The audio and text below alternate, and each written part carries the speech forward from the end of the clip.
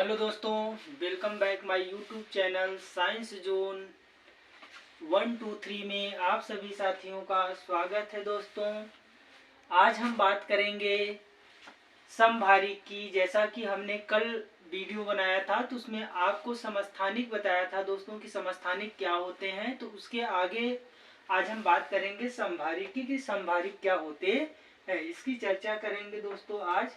तो कल हमने समस्थानिक को समझाया था, आज हम बात करेंगे कि समभारिक क्या होते हैं, इसको समझना है हमें दोस्तों। तो समभारिक की आज हम चर्चा करेंगे। समभारिक, इसे दोस्तों बोला जाता है आइसोबार। तो दोस्तों, जैसा कि समभारिक समान हो जिसका भार, उसे हम क्या कहते हैं, समभारिक कहते हैं।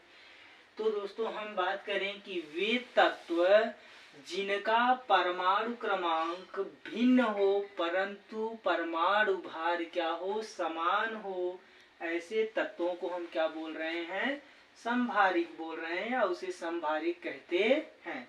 तो लिखते हैं वे तत्व जिनका परमाणु क्रमांक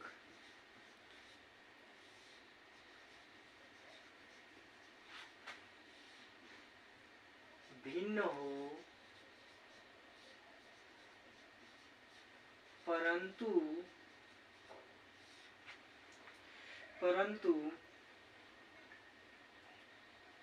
परमाणु द्रव्यमान या परमाणु भार, परमाणु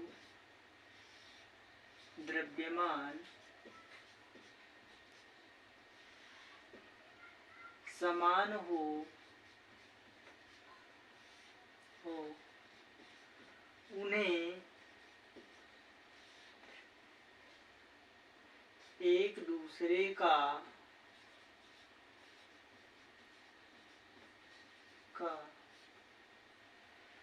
समभारिक कहा जाता है।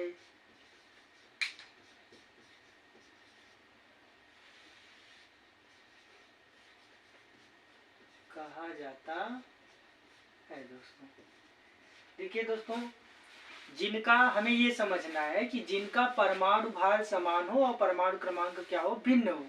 तो जैसे हमने कल दोस्तों आप लोगों को बताया था कि परमाणु भार क्या होता है और परमाणु क्रमांक क्या होता है। मान लेते हैं कोई तत्व है x, ठीक है दोस्तों। अब हम कहते हैं x अगर कोई तत्व है तो इसके जो ऊपर लिखा जाता है इसको हम बोलते हैं परमाणु द्रव्यमान। मान लेते हैं ये 23 लिखा है ऊपर या 23 लिखा है, तो इसका मास जो है, द्रव्यमान जो है 23 ग्राम होता है। अच्छा, अगर हम बात कर लें दोस्तों कि यहाँ जो नीचे लिखा गया, मान लेते हैं इसको 11 लिखा है, कुछ भी एज्यूम कर लीजिए दोस्तों, अभी हमने केवल माना है। तो ये समझना है हमको कि किसको परमाणु क्रमांक बोलते हैं और किसको परमाणु द्रव्यमान बोलते हैं। तो ये वाला जो है दोस्तों, जो नीचे लिखा गया इसको हमने परमाणु क्रमांक कहा है, और जो ऊपर लिखा गया इसको हमने परमाणु द्रव्यमान कहा है, परमाणु भार कहते हैं इसे। तो ये ऊपर वाला परमाणु भार होता है और नीचे वाला परमाणु क्रमांक होता है, ठीक है दोस्तों। तो हम कह रहे हैं कि जिनका परमाणु द्रव्यमान समान हो और परमाणु क्रमांक भिन्न हो, ऐसे तत्वों को हम क्या कह रहे हैं, समभारिक। तो जैसे हम दोस्तों बात करें कि नाइट्रोजन, तो नाइट्रोजन का जो परमाणु क्रमांक होता है वह 7 होता है और इसका परमाणु भार 14 होता है। और कार्बन के समस्थानिक की भी बात करेंगे तो दोस्तों कार्बन में कार्बन का परमाणु क्रमांक 6 होता है और इसका एक कार्बन का अपरूप जो होता है उसका परमाणु भार कितना होता है, 14।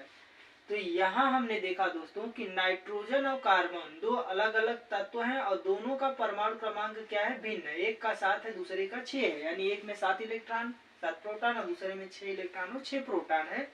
लेकिन दोनों में हमें क्या देखने को मिल रहा है, हमें ये देखने को मिल रहा है कि दोनों का परमाणु भार क्या है, एक समान है, एक जैसा है। इसे हमने क्या कहा दोस्तों, ये आपस में कैसे हैं, समभारिक है। मतलब दोनों का भार एक समान है, इसलिए इसे समान भार वाला कहा गया, यानी समभारिक कहा गया।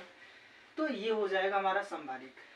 जैसा कि दोस्तों कल हम देख रहे थे वीडियो में पीछे समस्थानिक वाले में, तो उसमें हमने एक चीज समझी थी कि जैसे आपको बताया गया था कि hydrogen 1H1 1H2 and 1H3, हमने कहा था दोस्तों, यहाँ समझिए ध्यान से साथियों, कि अगर इसकी हम बात करें तो देखिए सबका परमाणु क्रमांक यहाँ पे समान है, सबका 1 है, सबका परमाणु क्रमांक 1 है, लेकिन परमाणु द्रव्यमान सब में भिन्न है। तो इसको हमने क्या कहा था कल दोस्तों, इसको हमने कहा था समस्थानिक। समस्थानिक का मतलब होता है जिनका स्थान समान हो, यानी पीरियोडिक टेबल में हम अगर बात करें समस्थानिकों को तो जगह नहीं मिली थी, लेकिन उसी के स्थान पे वहीं उसी के अपरूप के रूप में वो उपस्थित होते हैं।